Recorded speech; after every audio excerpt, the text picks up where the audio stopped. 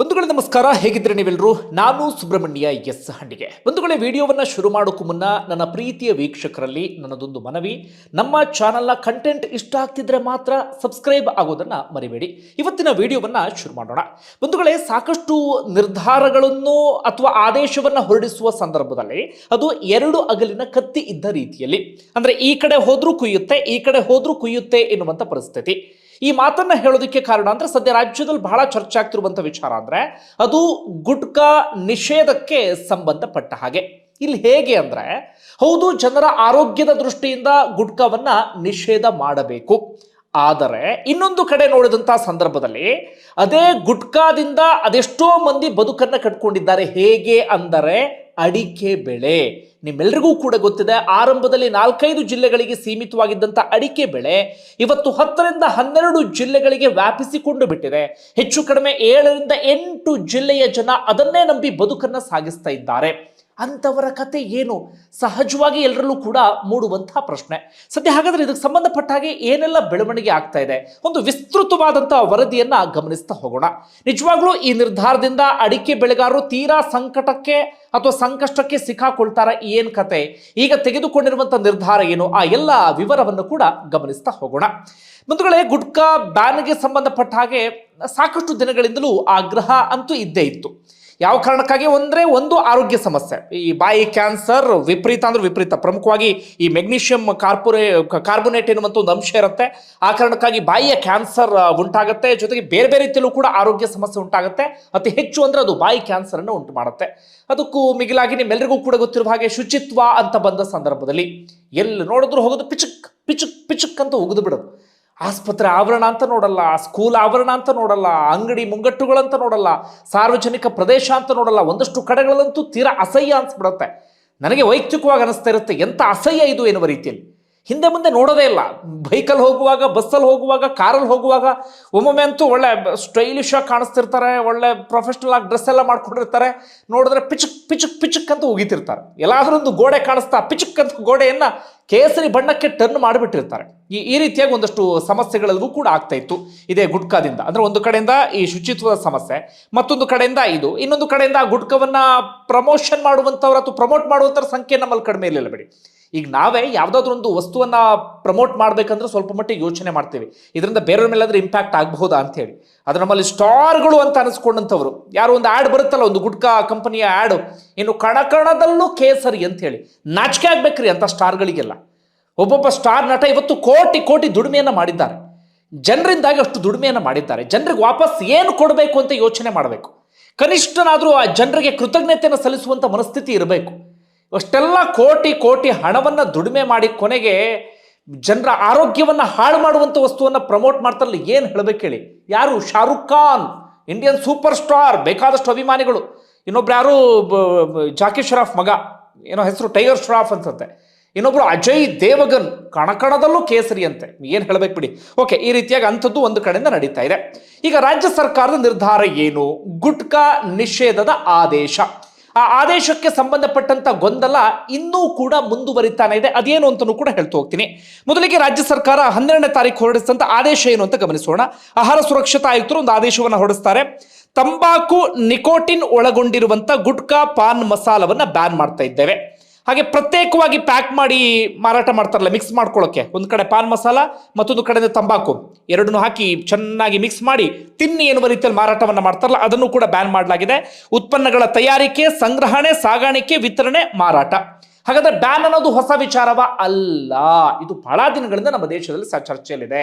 Supreme court ಹಿಂದೆ ಬಹಳ ಸ್ಪಷ್ಟವಾದಂತಹ ಸೂಚನೆಯನ್ನು ಕೊಟ್ಟಿದೆ. ಇದಕ್ಕೆ ಸಂಬಂಧಪಟ್ಟ ಹಾಗೆ ಕೇಂದ್ರ ಮತ್ತೆ ರಾಜ್ಯ ಸರ್ಕಾರಗಳು ನಿರ್ಧಾರವನ್ನು ತೆಗೆದುಕೊಳ್ಳಬೇಕು ಎನ್ನುವ ರೀತಿಯಲ್ಲಿ ಕೇಂದ್ರ ಸರ್ಕಾರವು ಕೂಡ ಕಟ್ಟುನಿಟ್ಟಿನ ಆದೇಶವನ್ನು ಹೊರಡಿಸಿದೆ. ಪ್ರತಿ ರಾಜ್ಯ, ಕೇಂದ್ರಾಡಳಿತ ಪ್ರದೇಶಗಳು ಈ ನಿಟ್ಟಿನಲ್ಲಿ ನಿರ್ಧಾರವನ್ನು ತೆಗೆದುಕೊಳ್ಬೇಕು, ನಿಷೇಧವನ್ನು ಹೊರಡಿಸಬೇಕು ಅಂತ ಹೇಳಿ. ಈ ಹಿಂದೆ ಅದೇ ರೀತಿಯಾಗಿ ನಿಷೇಧವನ್ನ ಕೂಡ ಮಾಡಲಾಗಿತ್ತು, ಬ್ಯಾನ್ ಅನ್ನು ಕೂಡ ಮಾಡಲಾಗಿದೆ. ಆದ್ರೆ ಒಂದು ಗಾದೆ ಇದೆ ನೋಡಿ, ಯಾರೋ ಚಾಪೆ ಕೆಳಗಡೆ ನುಗ್ಗಿದ್ರು, ರಂಗೋಲಿ ಕೆಳಗೆ ನುಗ್ಗಿದ್ರು ಅಂತ ಹೇಳಿ. ಮೊದಲು ಬ್ಯಾನ್ ಆದೇಶ ಹೆಂಗೆ ಬಂತು ಅಂದ್ರೆ, ಈ ತಂಬಾಕು ನಿಕೋಟಿನ್ ಒಳಗೊಂಡಿರುವಂತ ಗುಟ್ಕಾ ಪಾನ್ ಮಸಾಲ ಬ್ಯಾನ್ ಅಂದ್ಬಿಟ್ರು. ಈ ಕಂಪನಿಗಳು ಏನು ಮಾಡಿಬಿಟ್ರು, ಹೊಸ ಐಡಿಯಾ ಕಂಡುಬಿಟ್ರು. ಇಲ್ಲ ಸ್ವಾಮಿ, ಮಿಕ್ಸ್ ಮಾಡಲ್ಲ, ಪ್ರತ್ಯೇಕವಾಗಿ ಕೊಟ್ಟು ಬಿಡ್ತೀವಿ ಅಂತ. ನೋಡಿ ಎಂತೆಂಥ ಐಡಿಯಾ ಅಂತ. ನಿಮ್ಮ ತುಂಬ ಜನ ಅದನ್ನು ಗಮನಿಸಿರ್ತೀರಿ. ಮೊದಲು ಒಟ್ಟಿಗೆ ಬರ್ತಾ ಇತ್ತಲ್ಲ, ಆಮೇಲೆ ಬೇರೆ ಬೇರೆ ಆಗೋದಕ್ಕೆ ಶುರುವಾಯಿತು. ಒಂದು ಪ್ಯಾಕಲ್ಲಿ ತಂಬಾಕು, ಇನ್ನೊಂದು ಪ್ಯಾಕಲ್ಲಿ ಇದು ಒಂದ್ರಲ್ಲಿ ದುಕೆಟಿನೋ, ಇನ್ನೊಂದರಲ್ಲಿ ಇದು ಏನೋ ಪಾನ್ ಮಸಾಲ, ಎರಡನ್ನು ಮಿಕ್ಸ್ ಮಾಡ್ಕೊಳ್ಳಿ ತಿನ್ನಿ. ಈಗ ಎಲ್ಲಿ ಬ್ಯಾನ್ ಆದೇಶವನ್ನ ನಾವು ಉಲ್ಲಂಘನೆ ಮಾಡಲಿಲ್ವಲ್ಲ ಅಂತೇಳಿ ಅವರು ಅದನ್ನು ಶುರು ಮಾಡಿಕೊಂಡ್ರು. ಈಗ ನಮ್ಮ ರಾಜ್ಯದಲ್ಲಿ ಆದೇಶ ಏನು ಅಂದರೆ ಅದೆಲ್ಲವೂ ಕೂಡ ಕಂಪ್ಲೀಟ್ ಆಗಿ ಬ್ಯಾನ್. ತಯಾರು ಮಾಡುವ ಹಾಗಿಲ್ಲ, ಸಾಗಾಣಿಕೆ ಮಾಡುವ ಹಾಗಿಲ್ಲ, ವಿತರಣೆ ಮಾಡುವ ಹಾಗಿಲ್ಲ, ಮಾರಾಟ ಮಾಡುವ ಹಾಗಿಲ್ಲ. ಇಷ್ಟಾದ್ಮೇಲೆ ಸಹಜವಾಗಿ ಅಡಿಕೆ ಬೆಳೆಯನ್ನು ಬೆಳೆಯುವಂಥ ಭಾಗದ ಜನ ಆಕ್ರೋಶವನ್ನು ವ್ಯಕ್ತಪಡಿಸಿದ್ರು. ಅದರಲ್ಲೂ ಕೂಡ ಶಾಸಕರು ಕೂಡ ಅದಕ್ಕೆ ಸಂಬಂಧಪಟ್ಟಾಗ ಧ್ವನಿ ಎತ್ತಿದ್ರು. ಇವತ್ತು ಡಿ ಕೆ ಶಿವಕುಮಾರ್ ಮಾತನಾಡಿದ್ರು ಏನಂತ, ನನಗೆ ಗೊತ್ತೇ ಇಲ್ಲ ರೀ, ನನಗೆ ಡಿಸಿಷನ್ ತೆಗೆದುಕೊಳ್ಳುವ ಸಂದರ್ಭದ ನಂತರ ಚರ್ಚೆನೆ ಮಾಡಿರಲಿಲ್ಲ, ಇಂಥ ನಿರ್ಧಾರವನ್ನು ತೆಗೆದುಕೊಂಡು ಬಿಟ್ಟಿದ್ದಾರೆ ಅಂತ ಅವ್ರು ಗರಂ ಆಗಿಬಿಟ್ರು. ನಾನು ಆದೇಶವನ್ನು ವಾಪಸ್ ಪಡೆಯೋದಕ್ಕೆ ಹೇಳ್ತೀನಿ ಅಂದರು. ಎಲ್ಲ ಕಡೆಗಳಲ್ಲೂ ಕೂಡ ಸುದ್ದಿ ಆಯಿತು, ಆದೇಶ ವಾಪಸ್ ಎನ್ನುವ ರೀತಿಯಲ್ಲಿ ಅಡಿಕೆ ಬೆಳೆಗಾರರು ಎಲ್ಲರೂ ಕೂಡ ಅದನ್ನು ಪೋಸ್ಟನ್ನು ಸೋಷಿಯಲ್ ಮೀಡಿಯಲ್ಲಿ ಹಾಕೊಂಡು ಸಂಭ್ರಮಿಸಿದ್ರು. ಈಗ ಸ್ವಲ್ಪ ಹೊತ್ತಿನ ಮುಂಚೆ ಸುದ್ದಿ ಮಾಡೋಕ್ಕೂ ಸ್ವಲ್ಪ ಹೊತ್ತಿನ ಮುಂಚೆ ಯುಟಿ ಖಾದರ್ ವಿಧಾನಸೌಧದಲ್ಲಿ ಮಾತಾಡಿದ್ರು, ಇಲ್ಲ ಏನು ಗುಟ್ಕಾ ನಿಷೇಧ ಆದೇಶ ವಾಪಸ್ ಇಲ್ಲ, ನಾವು CMಗೆ ಮನವರಿಕೆ ಮಾಡಿಕೊಟ್ಟಿದ್ದೇವೆ, ಆರೋಗ್ಯದ ದೃಷ್ಟಿಯಿಂದ ಹೀಗೆ ಮಾಡ್ತಾ ಇದ್ದೇವೆ, ಹೀಗೆ ಮಾಡೋದ್ರಿಂದಾಗಿ ನಮ್ಮಲ್ಲಿ ಅಡಿಕೆ ಬೆಳೆಗಾರರಿಗೆ ಸಮಸ್ಯೆ ಆಗಲ್ಲ, ನಮ್ಮ 3 ತಿಂಗಳು ಟೈಮ್ ಕೊಟ್ಟು ನೋಡಿ ಅಂತ ಯುಟಿ ಖಾದರ್ ಹೇಳ್ತಾ ಇದ್ದಾರೆ. ಅಡಿಕೆ ಬೆಲೆಯೂ ಬೀಳೋದಿಲ್ಲ, ಏನೂ ಆಗೋದಿಲ್ಲ, ನಮ್ಮ 3 ತಿಂಗಳು ಟೈಮ್ ಕೊಟ್ಟು ನೋಡಿ. ನಮ್ಮಲ್ಲಿ ಗುಟ್ಕಾಗೆ ತಯಾರಾಗುವಂಥ ಅಡಿಕೆ ಅದು ನೇಪಾಳ ಮತ್ತು ಬಾಂಗ್ಲಾದಿಂದ ತರಿಸ್ಕೊಳ್ತಾರೆ ಅಂತ, ಅದು ಸುಳ್ಳು. ನೇಪಾಳ ಮತ್ತು ಬಾಂಗ್ಲಾದಿಂದಲೇ ಬರುವಂಥ ಅಡಿಕೆಯಿಂದ ನಮ್ಮಲ್ಲಿ ಗುಟ್ಕವನ್ನು ತಯಾರು ಮಾಡಲ್ಲ. ಒಟ್ಟಾರೆ ಯುಟಿ ಖಾದರ್ ಆ ರೀತಿಯಾಗಿ ಸ್ಟೇಟ್ಮೆಂಟ್ ಕೊಟ್ಟರು. ಒಟ್ಟಾರೆಯಾಗಿ ಆ ಗೊಂದಲ ಅಂತೂ ಕಂಟಿನ್ಯೂ ಆಗ್ತಾ ಇದೆ.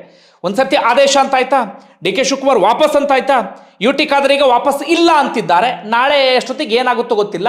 ಸದ್ಯದ ಸ್ಥಿತಿಯ ಪ್ರಕಾರವಾಗಿ ಗುಟ್ಕಾ ನಿಷೇಧ ಆದೇಶ ವಾಪಸ್ ಇಲ್ಲ. ಒಂದು ತೀರ್ಮಾನವನ್ನು ತೆಗೆದುಕೊಳ್ಳುವ ಸಂದರ್ಭದಲ್ಲಿ ಯಾಕೆ ಹಿಂಗೆ ಮಾಡ್ತಾರೋ ಗೊತ್ತಿಲ್ಲ. ಇನ್ನು ಜನರ ಮೇಲೆ ಅಥವಾ ಜನರ ಬದುಕಿನ ಮೇಲೆ ಇಂಪ್ಯಾಕ್ಟ್ ಆಗುತ್ತೆ ಅನ್ನೋ ಸಂದರ್ಭದಲ್ಲಿ ಒಂದು ಸರಿಯಾದ ರೀತಿಯಲ್ಲಿ ನಿರ್ಧಾರ ತೆಗೆದುಕೊಳ್ಬೇಕು.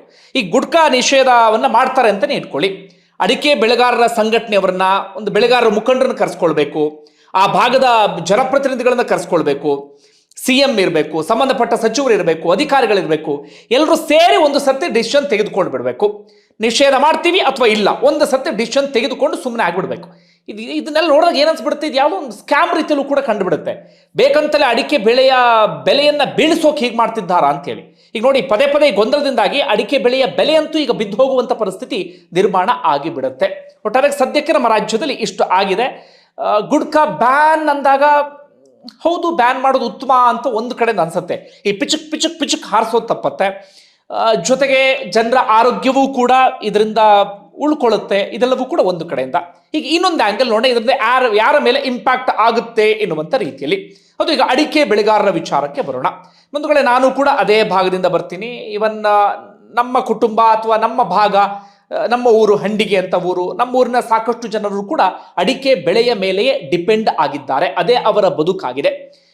ನಿಮಗೆ ಗೊತ್ತಿರುವ ಹಾಗೆ ಅಡಿಕೆ ಬೆಳೆ ಆರಂಭದಲ್ಲಿ ಈ ಶಿವಮೊಗ್ಗ, ಪ್ರಮುಖವಾಗಿ ಸೊರಬದಿಂದ ಶುರುವಾಗಿದ್ದು ಎನ್ನುವಂಥ ಒಂದು ಮಾತಿದೆ. ಒಟ್ಟಾರೆಯಾಗಿ ಶಿವಮೊಗ್ಗದಿಂದ ಶುರುವಾಯಿತು. ಶಿವಮೊಗ್ಗದ ತೀರ್ಥಹಳ್ಳಿ, ಸಾಗರ, ಶಿಕಾರಿಪುರ, ಇಲ್ಲೆಲ್ಲ ಕಡೆಗಳಲ್ಲೂ ಕೂಡ. ಆ ಕಡೆ ಹೋದರೆ ಚಿಕ್ಕಮಗಳೂರಿನಲ್ಲಿ ಕೊಪ್ಪ, ಶೃಂಗೇರಿ, ಎನ್ಆರ್ಪುರ, ಈ ಕಡೆ ಸುತ್ತಮುತ್ತ, ಉತ್ತರ ಕನ್ನಡ ಶಿರ್ಸಿ, ಸಿದ್ದಾಪುರ ಅಲ್ಲೆಲ್ಲ ಬೆಳೆಯೋಕೆ ಶುರು ಮಾಡಿಕೊಂಡು, ದಕ್ಷಿಣ ಕನ್ನಡದಲ್ಲಿ ಉಡುಪಿ, ಆ ಸುತ್ತಮುತ್ತ ಭಾಗದಲ್ಲಿ. ಈಗ ನೋಡ್ತಾ ಅದೆಲ್ಲ ಕಡೆಗಳಲ್ಲೂ ಕೂಡ ಪಸರಿಸಿ ಬಿಟ್ಟಿದೆ. ಬಯಲು ಸೀಮೆಗೂ ಕೂಡ ಎಂಟ್ರಿ ಕೊಟ್ಟು ಬಿಟ್ಟಿದೆ. ಹೆಚ್ಚು ಕಡಿಮೆ ಅಡಿಕೆಯ ಮೇಲೆ 10 ರಿಂದ 12 ಜಿಲ್ಲೆಯ ಜನ ಡಿಪೆಂಡ್ ಆಗಿದ್ದಾರೆ. ಇವತ್ತು ಎಲ್ಲ ಅತಿ ಹೆಚ್ಚು ಬೆಳೀತಿದ್ದಾರೆ ಅಂದರೆ ದಾವಣಗೆರೆ, ಚನ್ನಗಿರಿಯಲ್ಲಿ ಅತಿ ಹೆಚ್ಚು ಅಡಿಕೆಯನ್ನ ಬೆಳೀತಾ ಇದ್ದಾರೆ. ಒಂದು ಲೆಕ್ಕದ ಪ್ರಕಾರವಾಗಿ 5 ಲಕ್ಷ ಹೆಕ್ಟೇರ್ ಪ್ರದೇಶದಲ್ಲಿ, ಮುಂಚೆ ಉದಾಹರಣೆಗೆ ಮಲೆನಾಡು ಭಾಗದಲ್ಲಿ ಈ ಗದ್ದೆಯಲ್ಲಿ ಭತ್ತ ಬೆಳೀತಾ ಇದ್ರಲ್ಲ, ಆ ಭತ್ತ ಬೆಳೆಯುವಂಥ ಜಾಗದಲ್ಲೂ ಅಡಿಕೆ ಬೆಳೆಯೋಕೆ ಶುರು ಮಾಡ್ಕೊಂಡಿದ್ದಾರೆ. ಕಾಡು ಕಡಿದು ಕೂಡ ಅಡಿಕೆ ಬೆಳೆಯೋಕೆ ಶುರು ಮಾಡ್ಕೊಂಡಿದ್ದಾರೆ. ಎಲ್ಲೆಲ್ಲಿ ಖಾಲಿ ಜಾಗ ಸಿಗ್ತದೆ ಅಲ್ಲೆಲ್ಲ ಕಡೆಗಳಲ್ಲೂ ಕೂಡ ಅಡಿಕೆ ಬೆಳೆಯೋಕೆ ಶುರು ಮಾಡ್ಕೊಂಡಿದ್ದಾರೆ. ಅಂದ್ರೆ ಬೇರೆ ಬೆಳೆಗಳಿಗೆ ಹೋಲಿಕೆಯನ್ನ ಮಾಡಿಕೊಂಡರೆ ಲಾಭ ಜಾಸ್ತಿ. ಕ್ವಿಂಟಲ್ಗೆ ನಿಮ್ಮೆಲ್ಲರಿಗೂ ಕೂಡ ಗೊತ್ತಿರುವ ಹಾಗೆ, ಅಂದ್ರೆ ಅಡಿಕೆಯಲ್ಲೂ ಬೇರೆ ಬೇರೆ ವಿಧಗಳಿದ್ದಾವೆ. ಈ ಮಲೆನಾಡು ಭಾಗದ ಅಡಿಕೆ ಅಂತ ತೆಗೆದುಕೊಂಡ್ರೆ ಕ್ವಿಂಟಲ್ಗೆ ಒಮ್ಮೊಮ್ಮೆ 80,000ವರೆಗೂ ಹೋಗಿದ್ದು ಕೂಡ ಇದೆ. ಹೀಗಾಗಿ ಒಂದು ಕಡೆಯಿಂದ ಒಳ್ಳೆ ಲಾಭ. ಮತ್ತೆ ಬೇರೆ ಬೆಳೆ ಆದಂಥ ಸಂದರ್ಭದಲ್ಲಿ, ಈಗ ಭತ್ತ ಅಂತ ತೆಗೆದುಕೊಳ್ಳಿ, ಒಮ್ಮೆ ಭತ್ತ ಇದು ಮಾಡಬೇಕು, ಅದಾದ ಬಳಿಕ ಕೊಯ್ಲು ಮಾಡಬೇಕು, ಮತ್ತೆ ಭತ್ತವನ್ನು ಹಾಕಬೇಕು. ಅದರ ಅಡಿಕೆ ಅಂತ ಬಂದಾಗ ಒಮ್ಮೆ ನೀವೇನಾದರೂ ಅಡಿಕೆಯನ್ನು ನೆಟ್ರಿ ಅಂತಾದರೆ ಸುದೀರ್ಘ ಅವಧಿಯವರೆಗೂ ಕೂಡ ಬೆಳೆ ತೆಗೆದುಕೊಳ್ಳೋದಕ್ಕೆ ಅವಕಾಶ ಇದೆ. ಬೇರೆ ಬೆಳೆಗಳಿಗೆ ಹೋಲಿಕೆಯನ್ನು ಮಾಡಿಕೊಂಡ್ರೆ ಕೆಲಸ ಕಡಿಮೆ. ಆದರೆ ಈಗ ಹಂಗಿಲ್ಲ ಬಿಡಿ. ಈಗಲೂ ಕೂಡ ಅಡಿಕೆ ಅಂದರೆ ತೀರಾ ಲಾಭ, ತೀರಾ ಸುಲಭ ಅನ್ನುವಂಥ ಸ್ಥಿತಿಯಲ್ಲಿ ಇಲ್ಲ. ಯಾಕಂದರೆ ನಾವು ಅದನ್ನೆಲ್ಲ ನೋಡ್ತಾ ಇದ್ದೀವಿ ಕಣ್ಣಾರೆ, ಎಷ್ಟು ಕಷ್ಟ ಅಂತ ನಮಗೂ ಅರಿವು ಬರ್ತಾ ಇದೆ ಈ ಅಡಿಕೆ ಬೆಳೆಯನ್ನು ಬೆಳೆಯೋದಕ್ಕೆ ಹೆಚ್ಚೆಚ್ಚು ಆಸಕ್ತಿಯನ್ನು ತೋರಿದಂಥ ಸಂದರ್ಭದಲ್ಲಿ. ಆದರೂ ಬೇರೆ ಬೆಳೆಗಳಿಗೆ ಹೋಲಿಸ್ಕೊಂಡ್ರೆ ಸ್ವಲ್ಪ ಪರವಾಗಿಲ್ಲ, ಸುಲಭ ಎನ್ನುವ ಕಾರಣಕ್ಕಾಗಿ ಅಡಿಕೆ ಬೆಳೆಯನ್ನು ಎಲ್ಲರೂ ಕೂಡ ಬೆಳೀತಾರೆ. ಅದೆಲ್ಲವೂ ಕೂಡ ನಿಮ್ಗೆ ಗೊತ್ತಿರುವಂಥ ವಿಚಾರ. ವಾರ್ಷಿಕವಾಗಿ 10 ರಿಂದ 12 ಲಕ್ಷ ಮೆಟ್ರಿಕ್ ಟನ್ ಉತ್ಪಾದನೆ ಆಗುತ್ತೆ. ನಾನು ಆಗಲೇ ಹೇಳಿದ ಹಾಗೆ ದಾವಣಗೆರೆಯ ಚನ್ನಗಿರಿ ಭಾಗದಲ್ಲಿ ಇಡೀ ದೇಶದಲ್ಲಿ 76% ಅಡಿಕೆ ಬೆಳೆಯೋದು ಎಲ್ಲಿ ಅಂದರೆ ಅದು ಕರ್ನಾಟಕದಲ್ಲಿ. ಇನ್ನು ಅಡಿಕೆ ಯಾವುದ್ಯಾವುದಕ್ಕೆ ಉಪಯೋಗ ಆಗುತ್ತೆ ಅಂದರೆ 75% ಗುಟ್ಕಾಗೆ, ಇನ್ನೊಂದು 10% ಈ ತಾಂಬೂಲ, ಕೇರಳ ಕಡೆ ಜಾಸ್ತಿ ಹೋಗುತ್ತೆ, ಕೇರಳ ತಮಿಳುನಾಡು ಕಡೆಗೆ ಈ ತಾಂಬೂಲ, ಸುಪಾರಿ, ಅಡಿಕೆ ಇದಂತ ಬರುತ್ತೆ ನೋಡಿ, ಅಡಿಕೆ ಏನಂತೀವಿ, ಅಡಿಕೆ ಇದು ಪ್ಯಾಕ್ ಬರುತ್ತಲ್ಲ ಸಣ್ಣದು, ಏನೋ ಒಂದು ಪದ ಬಳಸ್ತೀವಿ ಅದಕ್ಕೆ ಹೋಗುತ್ತೆ. ಇನ್ನುಳಿದಂಗೆ ಪೇಂಟ್ಗೆ ತುಂಬ ಕಡಿಮೆ ಪ್ರಮಾಣದಲ್ಲಿ ಪೇಂಟ್ಗೆ ಬಳಕೆ ಆಗುತ್ತೆ. ಅದೇ ರೀತಿಯಾಗಿ ಜವಳಿ ಉದ್ಯಮಕ್ಕೆ ಟ್ಯಾನಿನ್ ಅದನ್ನು ಬಳಕೆ ಮಾಡ್ತಾರೆ. ಹಾಗೆ ಆಯುರ್ವೇದ ಔಷಧಿ ಇದಕ್ಕೆಲ್ಲ ಸ್ವಲ್ಪ ಮಟ್ಟಿಗೆ ಬಳಕೆ ಮಾಡುತ್ತೆ. ಸಣ್ಣ ಪರ್ಸೆಂಟ್ ಅಡಿಕೆ ಇದು ನಮಗೆ ಬೇರೆ ಕಡೆಗೂ ಕೂಡ ರಫ್ತಾಗುತ್ತೆ, UK ಸುತ್ತಮುತ್ತ ಆ ಭಾಗಕ್ಕೆ ಇದಾಗುತ್ತೆ, ಏನು ರಫ್ತಾಗುತ್ತೆ. ಈ ರೀತಿಯಾಗಿ ಇದು ಅಡಿಕೆ ಯಾವುದಕ್ಕೆ ಇದು ಮಾಡ್ತಾರೆ ಅಂದರೆ ಹೈಯೆಸ್ಟ್ ಯಾವುದಕ್ಕೆ ಅಂದರೆ ಗುಟ್ಕಾ.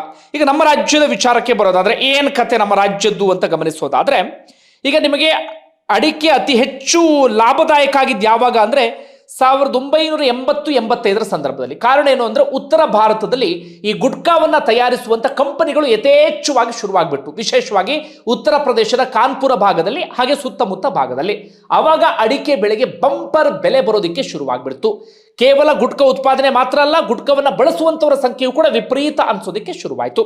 ಈಗ ಕರ್ನಾಟಕದ ವಿಚಾರವನ್ನೇ ತೆಗೆದುಕೊಳ್ಳೋದಾದ್ರೆ, ಕರ್ನಾಟಕದ ಬಹುತೇಕ ಅಡಿಕೆ ಎಲ್ಲವೂ ಕೂಡ ನಮ್ಮಲ್ಲಿ ಅದರ ಉತ್ಪಾದನೆ ಅದೆಲ್ಲವೂ ಕೂಡ ತೀರಾ ಕಡಿಮೆ ಇದೆ. ಬಹುತೇಕ ಎಲ್ಲವೂ ಕೂಡ ಉತ್ತರ ಭಾರತದ ಕಡೆಗೆ ಹೋಗುತ್ತೆ. ಉತ್ತರ ಪ್ರದೇಶ, ಬಿಹಾರ, ರಾಜಸ್ಥಾನ, ಗುಜರಾತ್, ಮಧ್ಯಪ್ರದೇಶ ಇಲ್ಲೆಲ್ಲ ಕಡೆಗಳಿಗೂ ಕೂಡ ನಮ್ಮ ಅಡಿಕೆ ಹೋಗುತ್ತೆ, ಅಲ್ಲಿ ಗುಟ್ಕವನ್ನ ತಯಾರಿ ಮಾಡುವಂತ ಉದ್ದೇಶದಿಂದಾಗಿ. ಈಗ ಅಡಿಕೆ ಬ್ಯಾನ್ ಅಂದ ಸಂದರ್ಭದಲ್ಲಿ ತಕ್ಷಣದ ಇಂಪ್ಯಾಕ್ಟ್, ಅಡಿಕೆ ಅಲ್ಲ ಸಾರಿ ಗುಟ್ಕಾ ಬ್ಯಾನ್, ಅಡಿಕೆ ಬ್ಯಾನ್ ಆಗಿಲ್ಲ, ಗುಟ್ಕಾ ಬ್ಯಾನ್ ಅಂದ ಸಂದರ್ಭದಲ್ಲಿ ತಕ್ಷಣದ ಇಂಪ್ಯಾಕ್ಟ್ ಏನಪ್ಪಾ ಅಂದ್ರೆ, ನಮ್ಮ ರಾಜ್ಯದಲ್ಲಿ ಸಹಜವಾಗಿ ಅಡಿಕೆಯನ್ನ ಕೊಳ್ಳುವಂತವರು ಆತಂಕಕ್ಕೆ ಈಡಾಗ್ತಾರೆ, ತಕ್ಷಣಕ್ಕೆ ಬೆಲೆ ಬೀಳುತ್ತೆ. ಆದರೆ ದೀರ್ಘಾವಧಿ ಪರಿಣಾಮ ದೊಡ್ಡ ಮಟ್ಟಿಗೆ ಬೀರುವಂಥ ಸಾಧ್ಯತೆ ತೀರಾ ಕಡಿಮೆ ಇದೆ. ನಾವಿದನ್ನು ಅರ್ಥ ಮಾಡ್ಕೊಳ್ಬೇಕಾಗಿದೆ. ಕಾರಣ ಏನಪ್ಪಾ ಅಂದ್ರೆ, ಈ ಗುಟ್ಕಾವನ್ನ ಉತ್ಪಾದನೆ ಮಾಡೋದು ಎಲ್ಲಿ ಅಂದ್ರೆ ಅದು ಉತ್ತರ ಭಾರತದಲ್ಲಿ, ವಿಶೇಷವಾಗಿ ಉತ್ತರ ಪ್ರದೇಶದ ಕಾನ್ಪುರ ಭಾಗದಲ್ಲಿ ಅತಿ ಹೆಚ್ಚು. ಬಳಕೆಯಲ್ಲಿ ಅಂದರೆ ಅದರಲ್ಲೂ ಕೂಡ ಅತಿ ಹೆಚ್ಚು ಎಲ್ಲಿ ಅಂದರೆ ಉತ್ತರ ಪ್ರದೇಶ ಮತ್ತು ಬಿಹಾರದಲ್ಲಿ ಇದರ ಬಳಕೆ ಜಾಸ್ತಿ. ಹೀಗಾಗಿ ನಮ್ಮ ಕರ್ನಾಟಕದ ಅಡಿಕೆಯನ್ನ ನಾವು ಉತ್ತರ ಭಾರತಕ್ಕೆ ಆರಾಮಾಗಿ ರಫ್ತು ಮಾಡಬಹುದಾಗಿದೆ, ಅದೇ ಬೆಲೆಯನ್ನ ನಾವು ತೆಗೆದುಕೊಳ್ಳಬಹುದಾಗಿದೆ. ನಮ್ಮಲ್ಲಿ ಅದರ ಗುಟ್ಕಾ ಬಳಕೆಯೂ ಕಡಿಮೆ, ಗುಟ್ಕಾ ಉತ್ಪಾದನೆಯೂ ಕೂಡ ನಮ್ಮಲ್ಲಿ ಇಲ್ಲ. ಹೀಗಾಗಿ ನಮ್ಮ ರಾಜ್ಯದ ಮೇಲೆ ದೀರ್ಘಾವಧಿಯಲ್ಲಿ ಪರಿಣಾಮ ಬೀರೋದು ಸ್ವಲ್ಪ ಕಡಿಮೆ ಅಂತ ನನಗೀಗ ಅನಿಸ್ತಾ ಇದೆ ವಿಶ್ಲೇಷಣೆ ಮಾಡಿದ ಸಂದರ್ಭದಲ್ಲಿ. ಯಾವಾಗ ಸಮಸ್ಯೆ ಆಗಬಹುದು? ಈಗಾಗಲೇ ಕೇಂದ್ರ ಸರ್ಕಾರ ಸೂಚನೆ ಕೊಟ್ಟಿದೆ, ಸುಪ್ರೀಂ ಕೋರ್ಟ್ ಸೂಚನೆ ಕೊಟ್ಟಿದೆ. ಒಂದೊಂದೇ ರಾಜ್ಯದಲ್ಲಿ ಇದೇ ನಿರ್ಧಾರವನ್ನ ತೆಗೆದುಕೊಳ್ಳೋದಿಕ್ಕೆ ಶುರು ಮಾಡಿಕೊಂಡ್ರು ಅಂತಾದ್ರೆ ಅಡಿಕೆ ಬೆಳೆಗಾರರ ಕತೆ ತೀರಾ ಸಂಕಷ್ಟಕ್ಕೆ ಈಡಾಗೋದ್ರಲ್ಲಿ ಡೌಟೇ ಇಲ್ಲ. ಈಗ ನಮ್ಮ ರಾಜ್ಯದಲ್ಲಿ ಬ್ಯಾನ್ ಮಾಡೋದ್ರಿಂದ ಹೆಚ್ಚು ಸಮಸ್ಯೆ ಆಗೋದಿಲ್ಲ. ಆದರೆ ಉತ್ತರ ಭಾರತಕ್ಕೆ ಅಡಿಕೆ ರಫ್ತು ಮಾಡೋದಿಕ್ಕೆ ಯಾವುದೇ ರೀತಿಯಲ್ಲೂ ಕೂಡ ಅಧಿಕಾರಿಗಳು ಸಮಸ್ಯೆಯನ್ನು ತಂದೊಡ್ಡಬಾರದು. ಗುಟ್ಕಾ ನಿಷೇಧ ಇದೆ ಅನ್ನುವಂಥ ಆದೇಶವನ್ನೇ ಇಟ್ಕೊಂಡು ರೈತರನ್ನ ಹಿಂಸಿಸೋದಾಗ್ಲಿ, ಅದನ್ನು ರಫ್ತು ಮಾಡೋದಕ್ಕೆ ತೊಂದರೆ ಕೊಡೋದಾಗ್ಲಿ ಅಂಥದ್ದೇನಾದ್ರೂ ಮಾಡಿದ್ರು ಅಂತಾದ್ರೆ ಪ್ರತಿಯೊಬ್ಬರು ಕೂಡ ಧ್ವನಿ ಎತ್ತಲೇಬೇಕಾಗತ್ತೆ. ಯಾಕಂದ್ರೆ ಇಲ್ಲಿ ಆದೇಶದಲ್ಲಿ ಉತ್ಪನ್ನಗಳ ತಯಾರಿಕೆ, ಸಂಗ್ರಹಣೆ, ಸಾಗಾಣಿಕೆ, ವಿತರಣೆ, ಮಾರಾಟ ಎಲ್ಲವನ್ನೂ ಕೂಡ ಸೇರಿಸ್ಬಿಟ್ಟಿದ್ದೀರಿ. ಇದೇ ನೆಪವನ್ನು ಒಡ್ಡಿಕೊಂಡು ನೀವು ರಫ್ತನ್ನು ಕೂಡ ನಿಷೇಧ ಮಾಡಿಬಿಟ್ರಿ ಅಂದ್ರೆ ಅಡಿಕೆ ತಗೊಂಡು ಏನು ಮಾಡೋದು? ಮನೇಲಿ ಬೆಳೆದು ಅಲ್ಲೆಲ್ಲ ಹಂಗೆ ತಿಂತ ಕೂತ್ಕೊಳ್ಬೇಕಾ? ಸಾಧ್ಯ ಇಲ್ಲ. ಹೀಗಾಗಿ ಅದಕ್ಕೆ ಯಾವುದೇ ರೀತಿಯಲ್ಲೂ ಕೂಡ ಸಮಸ್ಯೆಯನ್ನು ತಂದೊಡ್ಡಬಾರದು. ನೋಡೋಣ, ಇನ್ನೇನು ಆಲ್ಟರ್ನೇಟಿವ್ ಅಡಿಕೆಯನ್ನು ಬೇರೆದಕ್ಕೆ ಬಳಸಬೇಕಾ ಅಂದರೆ ಆ ಬಳಕೆ ಎಷ್ಟೇ ಜಾಸ್ತಿ ಮಾಡಿದರೂ ಕೂಡ ಗುಟ್ಕಾಗೆ ಬಳಕೆ ಆಗುವಷ್ಟು ಬೇರೆದಕ್ಕೆ ಬಳಕೆ ಆಗಲ್ಲ. ಬಂಧುಗಳು ಏನಂತೀರಿ? ಕಮೆಂಟ್ ಬಾಕ್ಸಲ್ಲಿ ಮೆನ್ಷನ್ ಮಾಡಿ. ಧನ್ಯವಾದ.